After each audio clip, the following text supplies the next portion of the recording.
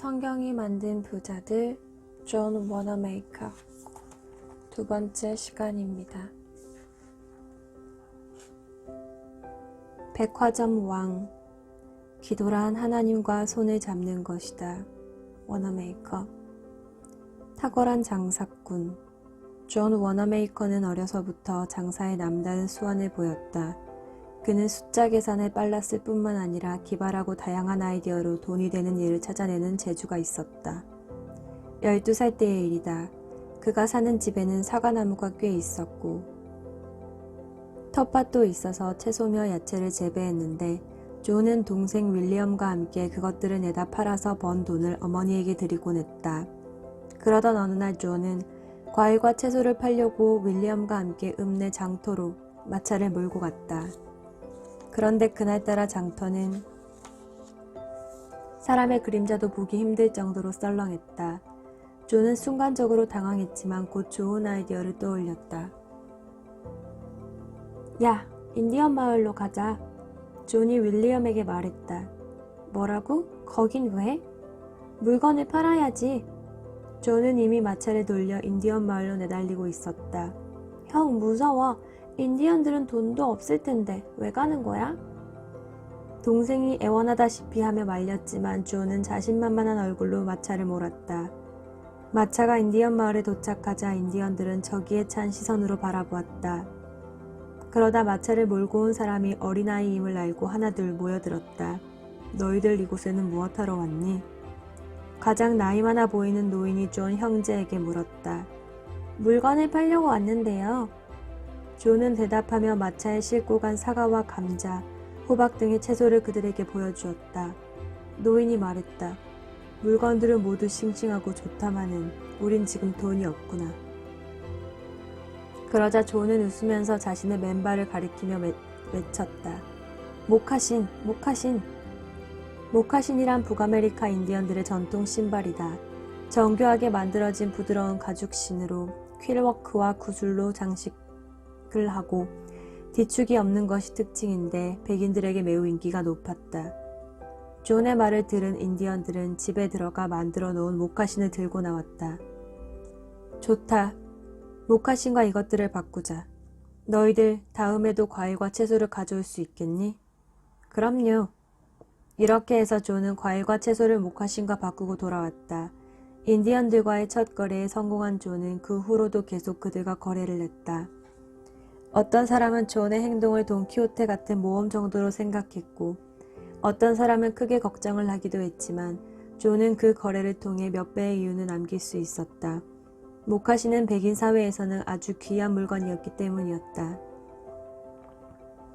이 신발은 사냥꾼과 상인, 초기 개척자들에게 꾸준히 인기를 얻었고 20세기 중반에 들어서면서부터는 스포츠와 캐주얼용 신발로 널리 보급되었다. 백화점 왕이 된 계기. 존의 아버지는 그가 14살 되던 해 세상을 떠났다. 신앙심 깊은 어머니는 혼자 힘으로 7남매를 키워냈고 소년이 된 존은 살림살이를 돕기 위해 서점 점원으로 취직했다. 그 무렵의 일이다. 어머니의 생신을 맞이해 자신이 번 돈으로 선물을 사드리고 싶었던 존은 상점에 들러 손수건을 하나 골랐다.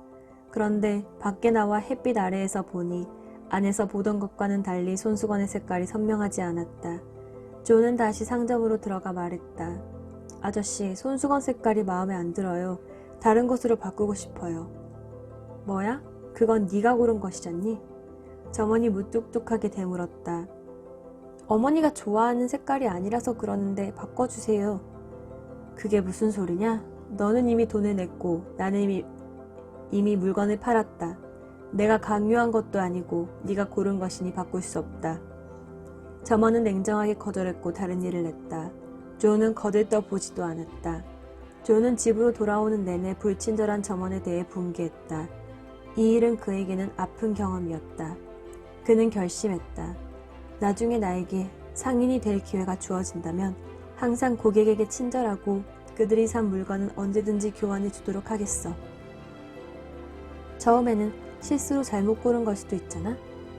이 생각은 훗날 그의 경영 방침이 되었고 그가 백화점 왕이 되는데 크게 공헌했다. 옷가게를 열다. 조는 청년이 되자 옷가게에서 일을 하기 시작했다. 옷가게 일은 그의 적성에 맞았다. 그는 소비자들이 원하는 것이 무엇인지 세심하게 체크하면서 일을 배워나갔다.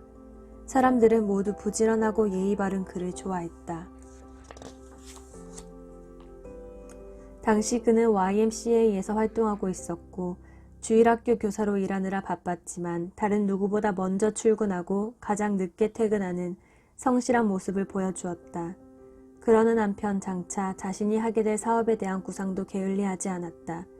워너메이커는 옷가게 점원을 하면서 알뜰히 모은 돈으로 의류점을 창업하기로 했다. 그는 그동안 저축한 돈을 들고 처남인 낯산 브라운을 찾아갔다. 처남, 우리가 저 자리에 남성복 가게를 차리면 성공을 거둘 것 같아요. 처남은 워너메이커의 설명을 듣고 고개를 끄덕였다. 좋아, 나도 참여하겠네. 자네와 함께라면 성공할 수 있을 거야. 두 사람은 각각 $2,000씩 투자해 가게를 차리기로 결심했고 드디어 1861년 필라델피아 하이스트리트에 워너메이커 앤 브라운 오크 홀이라는 간판을 단 남성복 전문 의류점이 탄생했다. 하지만 그때는 창업을 하기에 적당한 시기는 아니었다. 그들이 가게를 오픈한 지 나흘 만에 남북전쟁이 터졌던 것이다. 결국 사업 초기부터 적자가 나고 말았다. 그러나 두 사람은 실망하지 않았다. 처남, 너무 실망하지 맙시다. 어쩌면 이 전쟁이 우리에게 새로운 돌파구를 마련해 줄지도 몰라요. 과연 그랬다. 며칠 지나지 않아 군대에서 군복을 조달해 달라는 요청이 들어온 것이다. 워너메이커는 즉시 재단사들과 바느질꾼을 모집해 제조업 시스템을 갖추고 군납을 시작했다. 오크홀 의류점이 소매점과 제조업을 겸한 회사로 성장하기 시작한 것이다. 워너메이커와 브라운은 손발이 잘 맞는 동업자였다. 워너메이커가 여러 가지 아이디어를 제시해서 사업을 이끌면 브라운은 뒤에서 꼼꼼하게 일을 챙기고 마무리를 지어 워너메이커를 뒷받침해 주었다. 비즈니스의 필수 원칙. 워너메이커는 오크홀 의류점을 운영하면서 그동안 꿈꿔왔던 새로운 형태의 비즈니스를 실천하기 시작했다. 우선 그는 고객은 왕이다 라는 사업 원칙 아래 비즈니스의 필수 원칙을 정했다. 그것은 정가 판매, 현금 거래, 반품 및 교환 가능 등 고객의 입장에서 생각한 새로운 원칙이다. 이는 오늘날에 와서는 너무도 당연하게 받아들여지는 개념이지만 당시로서는 거의 혁명과도 같은 것이었다. 예를 들어 정가 판매만 해도 당시에는 상품의 가격표를 붙이지 않는 것이 일반화되어 있어 상점마다 가격이 다르고 유통 질서가 매우 어지러웠던 것이다. 워너메이커는 자신이 한 약속을 무슨 일이 있어도 지키기 위해 최선을 다해 기업을 운영했다. 때문에 그의 영업 전략은 고객들의 신뢰로 이어져 큰 반향을 일으켰고 그의 사업은 나날이 번창했다.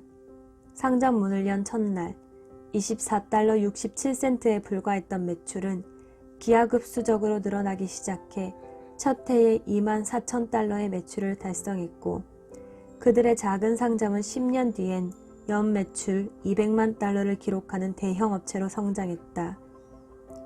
1869년 두 번째 상점을 오픈한 워너메이커는 또 다른 서비스를 선보여 고객들을 끌어들였다. 그는 고객들이 제품을 구매하든 구매하지 않든 상관없이 마음 편하게 매장을 둘러보고 구경하도록 했고 잠재 고객들에게 만남의 장소와 휴식 공간을 제공했으며 상점 내에 물품 보관소를 설치했다. 다시 말해 그 시대에 벌써 현대적 의미의 쇼핑몰을 선보이기 시작한 것이다. 기존의 상인들은 어떻게 하던지 많은 이익을 챙기면 그만이라는 단순한 장사 속에서 벗어나지 못했다. 하지만 워너메이커는 이러한 상업 질서에 현대적 의미의 비즈니스 개념을 고안하고 적용하여 고객의 이익과 편의 그리고 권리를 생각하는 새로운 질서를 만들어 나간 것이다. 번뜩이는 아이디어. 사업은 날로 번창했지만 워너메이커는 만족하지 않고 또 다른 사업을 구상해 나갔다. 어느 날 그의 머릿속에 번뜩이는 아이디어가 떠올랐다. 필라델피아 도시 전체를 한 손에 거머쥘 수 있는 구상을 한 것이다. 그것은 몇 년 동안 아무도 사용하지 않는 공터와도 같은 철도회사의 화물 정거장을 사업장으로 만든다는 생각이었다. 화물 정거장은 도시 한복판에 자리 잡고 있었지만 프랭클린 과학협회가 미국 독립 100주년 기념 축제를 벌인 이후로 버려진 상태나 다름없었다. 아무도 눈여겨보지 않았던 것이다. 그 자리야말로 필라델피아 상권의 중심이 될 수 있다는 판단을 내린 워너메이커는 1875년 11월 50만 5천 달러라는 거금을 지불하고 화물 정거장을 인수한 후 필라델피아 시내 한복판에 그랜드 디포 백화점이라는 거대한 사업체를 세웠다. 그랜드 디포 백화점이 기존의 상점과는 전혀 다른 새로운 스타일의 상점이었다. 옷가게 하면 남성분만 팔던 관행에서 벗어나 여성 의류와 일반 상품도 판매하는, 다시 말해 모든 상품을 두루 판매하는 백화점이란 새로운 형태의 유통체계를 창안한 것이다. 당시는 상점들이 상품의 품목을 한 가지로만 제한하여 팔던 시대였기 때문에 사람들은 필요한 물건을 사려면 이 가게 저 가게로 돌아다니며 귀중한 시간을 허비해야 했다. 그런데 워너메이커가 이런 문제점을 해결한 쇼핑몰 형태의 상점, 즉 백화점을 오픈한 것이었다. 백화점이 세워지자 남녀노소 할 것 없이 단 한 번의 쇼핑으로 필요한 물건들을 구입하게 되어 크게 만족스러워했다. 그곳은 의류에서부터 농산품, 공산품, 가구, 제과, 서적에 이르기까지 거의 모든 상품을 원스톱으로 쇼핑할 수 있는 공간이었던 것이다. 사람들은 백화점에 들르면 심지어 식사까지 할 수 있는 식당이 있다는 사실에 놀라곤 했다. 그러자 그랜드 디포 백화점에 대한 이야기가 기사화되어 단골 메뉴처럼 신문에 오르내리게 되었고 그곳이 저절로 광고 효과를 불러일으켜 매장 안은 고객들로 넘쳐났다. 대중에게 큰 관심을 모은 그랜드 디포 백화점은 급속도로 성장해 나갔다. 그는 발명왕 에디슨의 도움을 받아 현대적인 전기시설과 환기시설을 갖춰놓았고 세계 최초로 엘리베이터를 설치해 세상 사람들의 이목과 관심을 끌었다. 워너메이커는 다음과 같은 마태복음 7장의 말씀을 믿고 기도하며 새로운 아이디어를 하나님께 간구하여 응답을 받곤 했다. 구하는 이마다 얻을 것이요 찾는 이가 찾을 것이요 두드리는 이에게 열릴 것이니라. 너희 중에 누가 아들이 떡을 달라 하면 돌을 주며 생선을 달라 하면 뱀을 줄 사람이 있겠느냐. 너희가 악한 자라도 좋은 것으로 자식에게 줄 알거든. 하물며 하늘에 계신 너희 아버지께서 구하는 자에게 좋은 것으로 주시지 않겠느냐. 워너메이커는 사업이 번창하자 주변 건물들을 잇따라 사들여 백화점 규모를 늘렸고 1896년에는 마침내 뉴욕으로 진출하기에 이른다. 이렇게 해서 사업가 기질을 타고난 워너메이커는 오늘날까지도 현대적 비즈니스의 선구자로 손꼽히게 되었다. 광고의 달인. 당시에는 신문 같은 언론 매체나 전단지를 이용해 광고를 한다는 것은 상상조차 하기 어려웠다. 그러나 워너메이커는 광고의 중요성을 알고 사업 초기부터 독특한 아이디어와 광고 기법을 활용해 사업을 확장해 나갔다. 그는 아주 기발한 방식으로 포스터 광고, 전단지 광고, 옥의 에드벌룬 광고 등을 냈다. 그의 광고 아이디어는 무궁무진했다. 신문에 광고를 하고 상품 광고가 실린 전단지를 배포하는 것은 물론 칼럼, 사파 등을 실은 4쪽짜리 무가지를 만들어 무료로 나누어 주고 고정 고객들에게는 우편으로 발송해 주었다. 한편 그의 직원들은 동네를 행진하며 광고 전단지를 나눠주면서 갖가지 이벤트를 연출하기도 했다. 에드벌룬 광고의 경우에는 어느 정도 기간이 지나면 날려버리고 날아간 에드벌룬을 찾아오는 사람에게 신사복 한 벌을 공짜로 주는 이벤트를 실시했는데 그것이 사람들의 관심을 불러일으켜 큰 성공으로 이어졌다. 또 높이가 30m에 달하는 대형 입간판을 세우고 기차역과 도시의 주요 장소에 대형 간판을 달기도 했다. 오늘날 행해지고 있는 백화점 영업과 광고의 기본적인 틀을 이미 그 시절에 고안해 사용했던 것이다. 한마디로 말해 그는 광고의 힘을 아는 사람이었다. 하지만 그는 맹목적으로 광고를 신봉하진 않았다. 그는 20세기 초 광고에 대해 다음과 같은 유명한 연설을 한 바 있다. 나는 내 광고 가운데 반이 쓸모없는 낭비라는 것을 알고 있습니다. 그러나 그 반이 어떤 것인지는 알 수 없습니다. 하지만 워너메이커는 그 절반이 전혀 쓸모없는 것이라고 생각하지 않고 하나님의 몫이라고 생각하고 있었는지도 모를 일이다. 백화점 왕이 되다. 1896년 워너메이커는 필라델피아의 17층짜리 존 워너메이커 백화점을 개설하면서 새로운 시대를 열었다. 그는 고객에 대한 봉사와 친절을 제1의 모토로 삼고 백화점은 대중을 위한 고급 상점이라는 이미지를 확고히 함으로써 일약 백화점 왕이란 명칭을 얻게 되었다. 소비자들의 반응은 폭발적이었고 이에 힘입은 워너메이커는 1906년엔 16층짜리 건물을 또 하나 지어 본 건물과 연결했다. 이로써 매장 공간만 5만 4천여 평에 달하는 세계 최대의 백화점이 탄생되었다. 1,500명이 앉을 수 있는 강당과 세계 최대의 파이프 오르간이 설치되어 있는 이 백화점은 문화적인 명소로도 자리매김했다. 50주년 기념 행사에는 미국의 제27대 대통령 윌리엄 하워드 데프트도 참석해 세계 최대의 백화점이 탄생한 것을 축하했다. 워너메이커가 살아있을 때 필라델피아와 뉴욕의 백화점은 25만 명 이상에게 일자리를 제공하면서 비즈니스 사상 최고의 매상을 올리기도 했다. 당시 워너메이커는 자신을 백화점의 창시자, 백화점 왕으로 부르지 말고 비즈니스의 개척자라고 불러달라고 요청하기도 했다. 워너메이커가 사람들에게 존경받는 진짜 이유는 백화점 왕이라서가 아니었다. 진심으로 자신의 직원을 가족처럼 소중히 여겼기 때문이었다. 자신의 성공과 부를 직원들과 함께 누리기를 바랐던 그는 직원들을 평등하게 대하면서 능력을 갖춘 사람에게 특별한 대우를 해주었다. 그는 사업 초기부터 업계 최고의 연봉을 주고 직원들을 고용했다.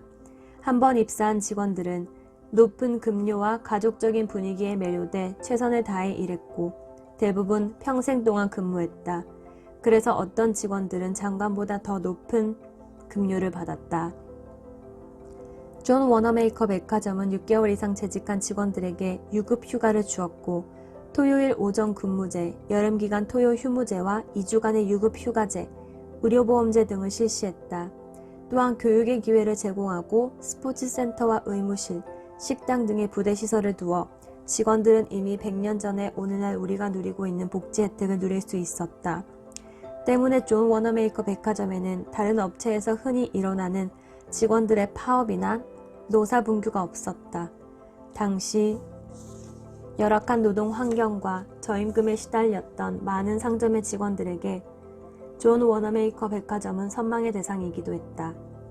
백화점 50주년 기념식에서 일어난 일은 사뭇 감동적이다. 전 직원들이 정성을 모아 회장에게 감사의 선물을 건네는 행사였다.